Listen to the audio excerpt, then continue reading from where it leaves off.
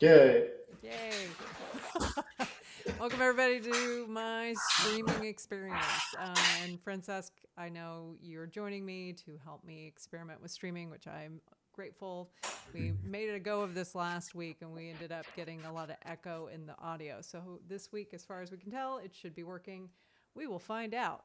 We did do some testing It's this completely week. fixed. Hopefully. No. You're just Hopefully it that works. Yes. you're that good. Your voice gets Yeah. echoey.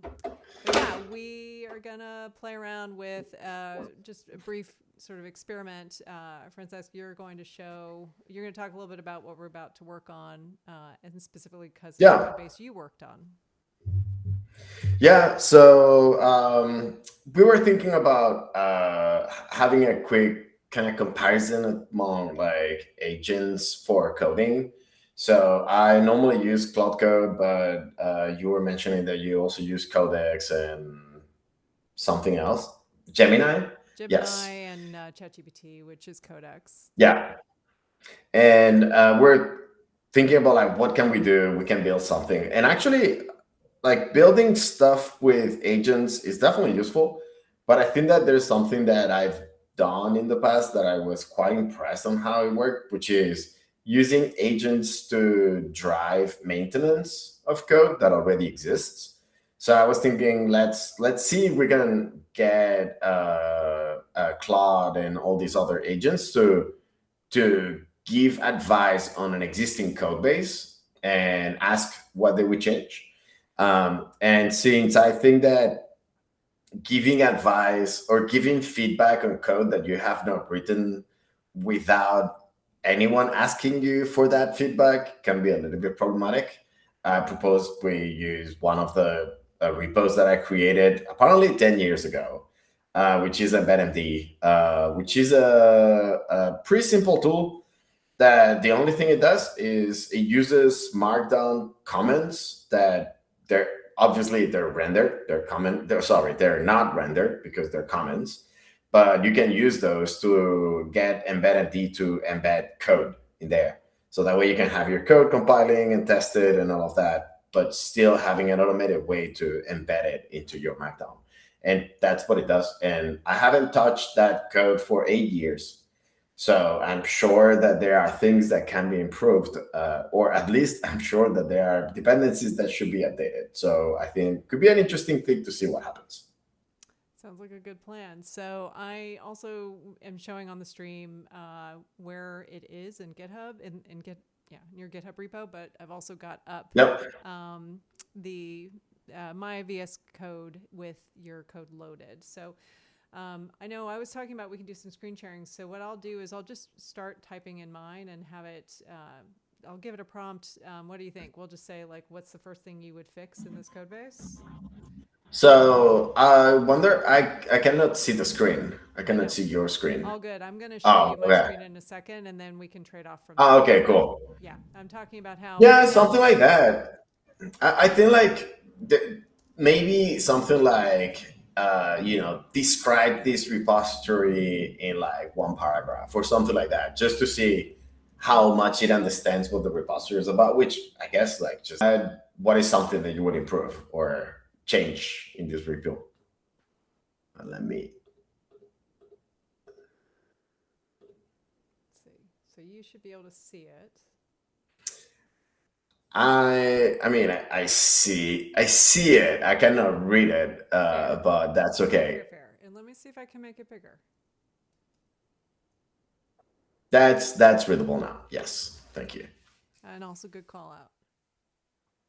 Okay, so this repo contains embeddMD, a Go CLI, and library for keeping Markdown code snippets in sync by replacing special Markdown comment directives with content pulled from local files or HTTP URLs. Yeah, that's literally what it does. That's cool. Do you want to do? Well, actually, why don't I do this? I'll say where would you start?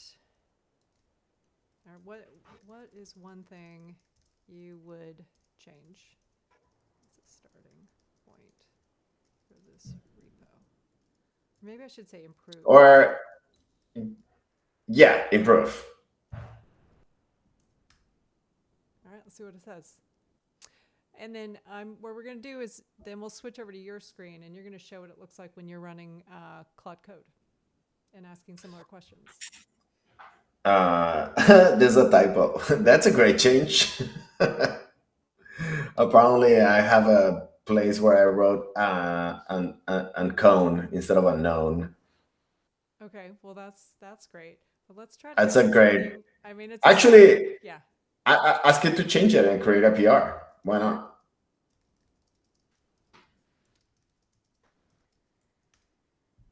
And while it's doing that, let me go ahead and show the terminal because that would be nice to see.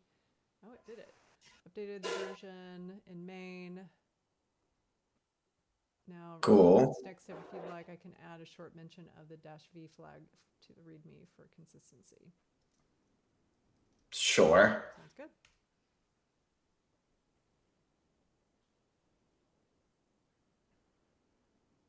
I mean, I don't think it makes sense to have that because it's not. Whatever. Because like this version is actually changed directly by LD flags through the make. I think there's a make file somewhere when it builds it. The release.sh, yeah. But update readme. Oh, that's how it plans to update to make the change. Sure.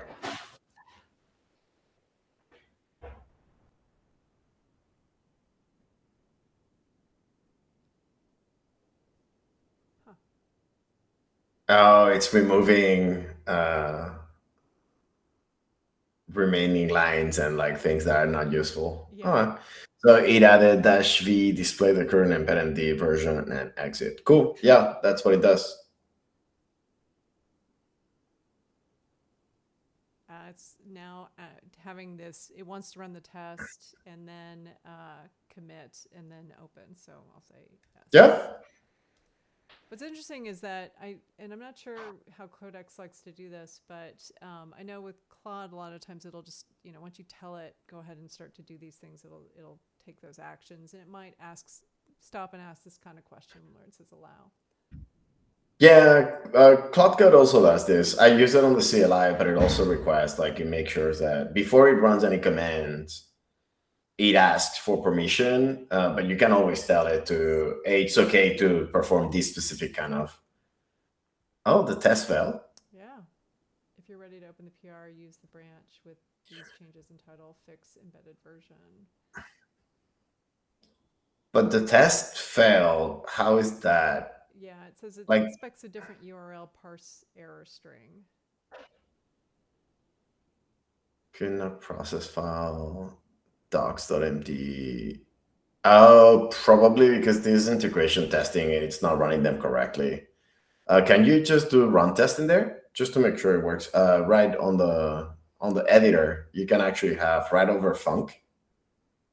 Oh, you're talking about Up. Yes, in the editor. in here? No. Yes. When you see line 10, in between line 9 and 10, Yeah. there's run test. Oh, I see. Nice. Okay, That is delve. That is debugging the test. that's fair. But yeah, let's see. You wanted me to run. I accidentally was trigger happy and pushed the debug. Cannot process file because the file does not exist. Yeah, because I actually have. That's not how it's supposed to be run, which is fine. Okay. If I remember correctly, I don't remember correctly, but if I remember correctly, this was there's like a release script that builds the binary and then uses the binary directly here. That's how it was built. Okay. It was built. But yeah, it doesn't really matter. Just create a PR, and that should be. Considering it's not something I have right now, I will just have it move forward. Yeah.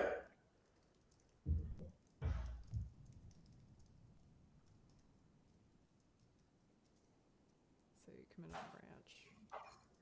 Okay. Oh, my phone wants to get involved. Yeah, let's get the status and let's show what that looks like.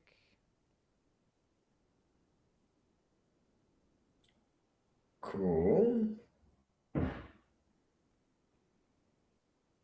we got a new branch. Checking the status again. It's changing README and main. Committing document v flag and fixed version typo. And checking the status again. It likes to check the status. Yeah, seems a little bit unnecessary, but good, you know. All right, Why so not? yes. Yes to push.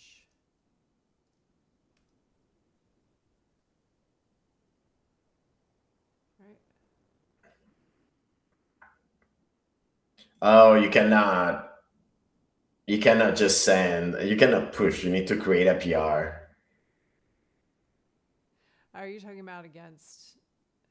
This is what agent is this? This is not Claude, right? No, this is Codex. Yeah, so it should instead create a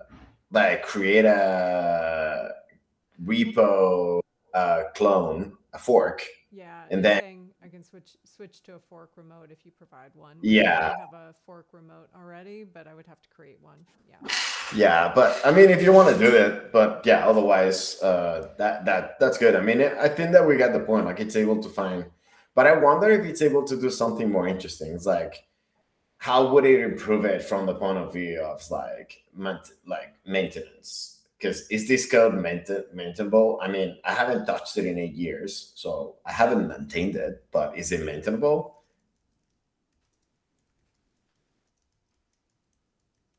Good question.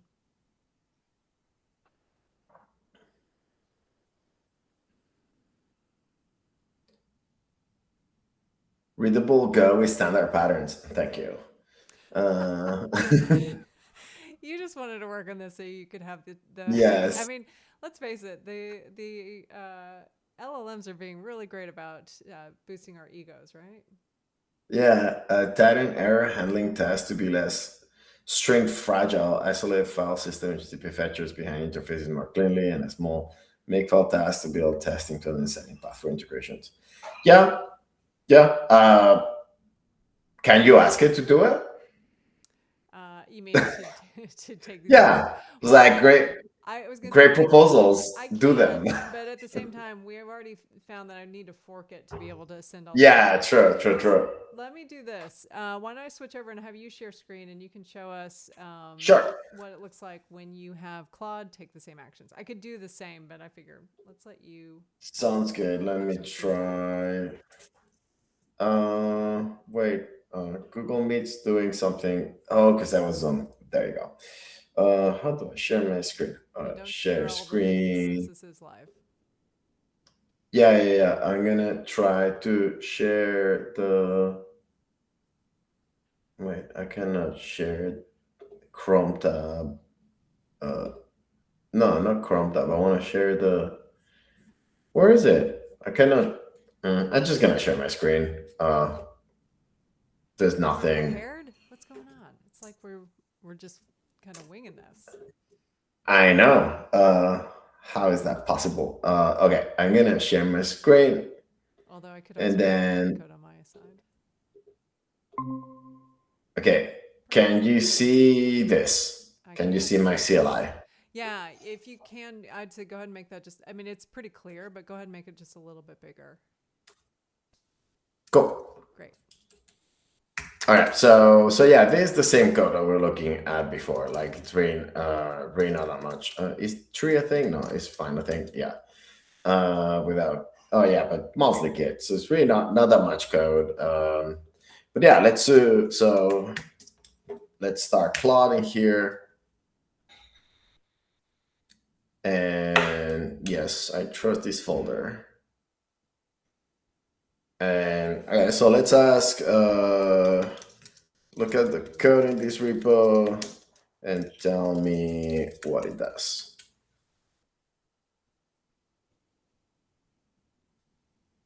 Let's see.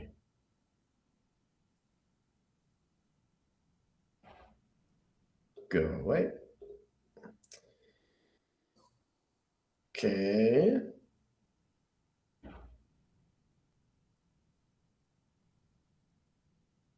Thanks a lot. It meanders a lot. Is it like meandering through a field. Apparently, Yeah, it actually 35, showed you how many 36. tokens. That's pretty helpful. Yeah. I use it all the time and it's really useful. Oh, wow. Look at this. So you place a special invisible command in your Markdown files like this. And when you run on the MD, it uses those commands, fetches the reference source files, extracts the matching portion using regex, and inserts it as fence code block right below the command. Yeah, and you can do either a whole file or a whole file with a language hint or a file with from the start pattern to the end or the same thing but with like a URL, which is this is probably a bad idea by the way, but whatever, I did that. Well, um why do you say it's a bad idea? I think that having something that when you run a command in order to update your documentation, it downloads random stuff from the internet. It's not great. It's not repeatable. I think that if you are going to do this, it's better to just download file.go and have it as part of your repository. So it's all version controlled together Yeah. rather than just downloading things from the wild internet. But yeah, this is I would say this is a really good description, and I really love how the it's very easy to read. Like it's very well formatted. Nice. All right, so look at the code and find something to improve. Galloping. I do appreciate It's pretty cute. Yeah, I appreciate the Yeah, weirdness of it. It makes it fun. it always has like some random verb. Most of them verbs that I had never used otherwise in person. So yeah, it's also a good way of improving your English. Is there anything that stands out from the verbs that it used that was like, oh, that was weird? I mean, galloping is kind of a weird one, I think it's but weird, yeah, like but it is weird. all the ones that uses tend to be quite cute. Yeah. They're cute. Somebody put the context in to be cute.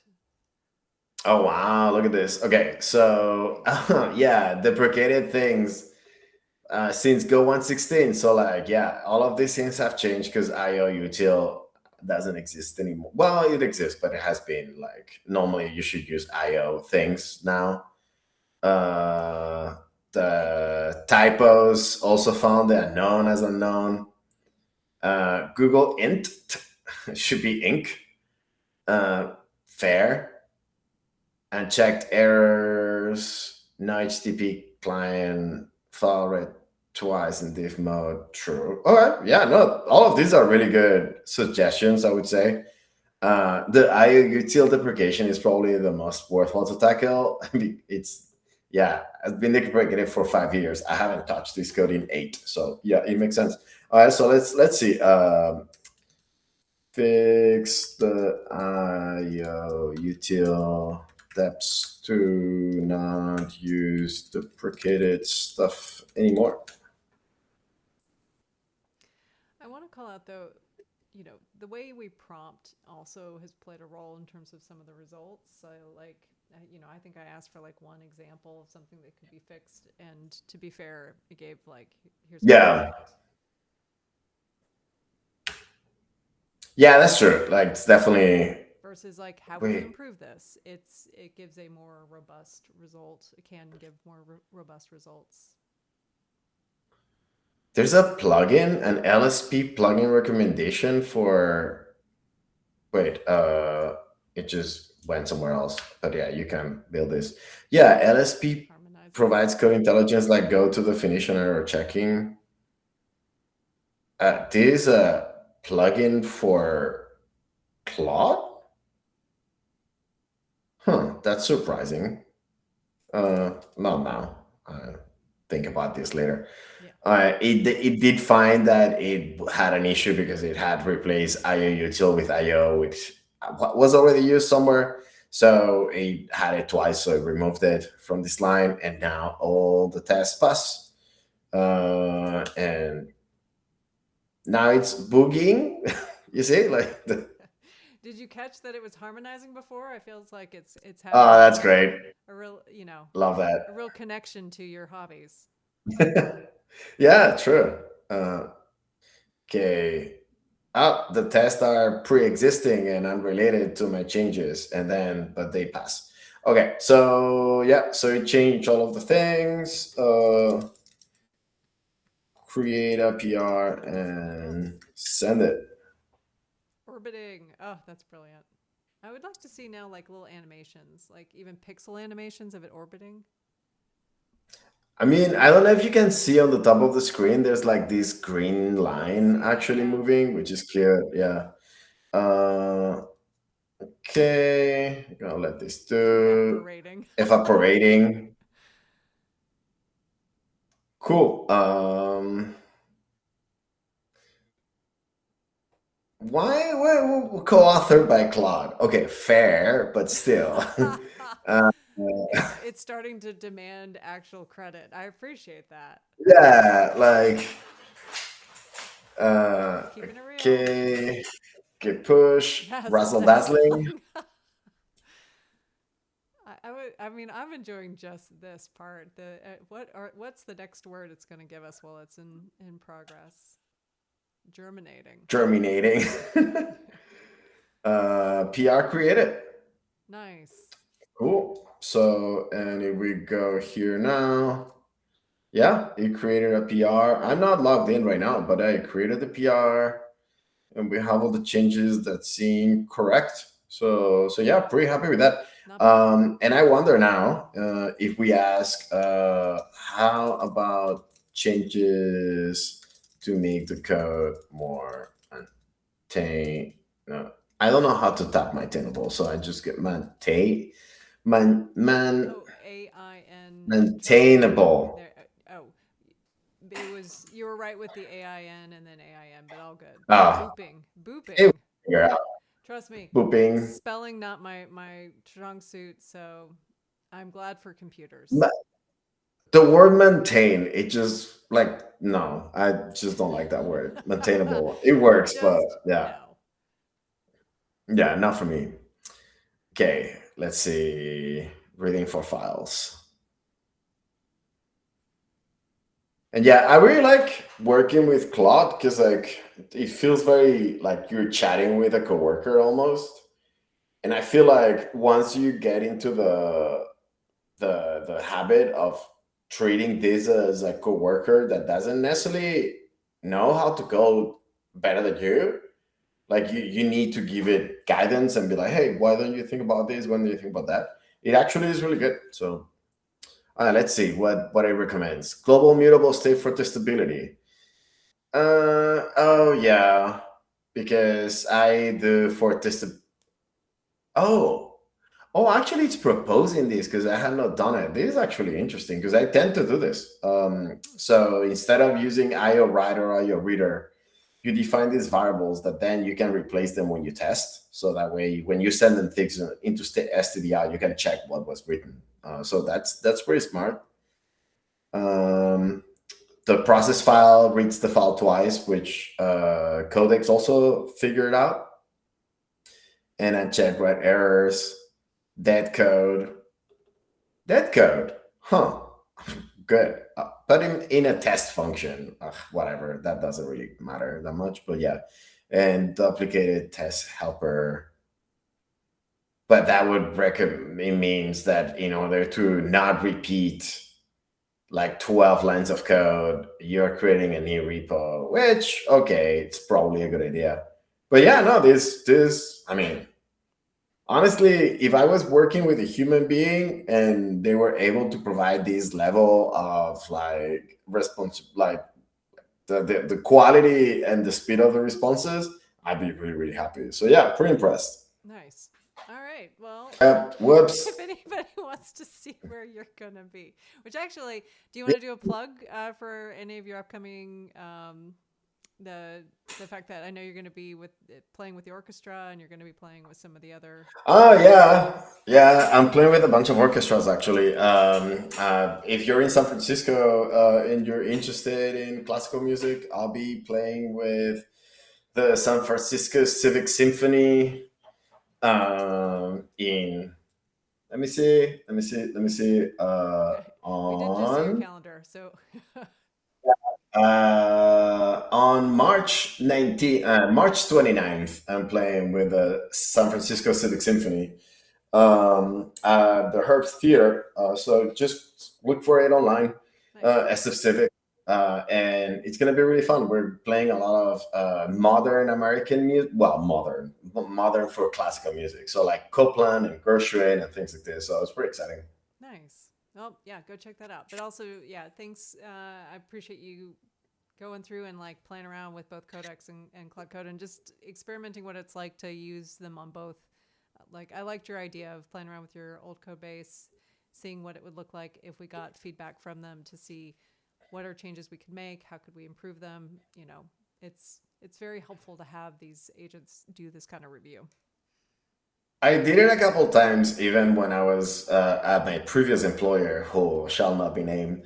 I actually asked, "Hey, is there any bugs in this repository?" And there were. So like if you have the opportunity of trying something like that, you might get some bug fixes for free, basically. So it's worth trying it for sure. We're gonna say, let's face it, most of the I would be surprised if there's any bug-free code out there, but who knows?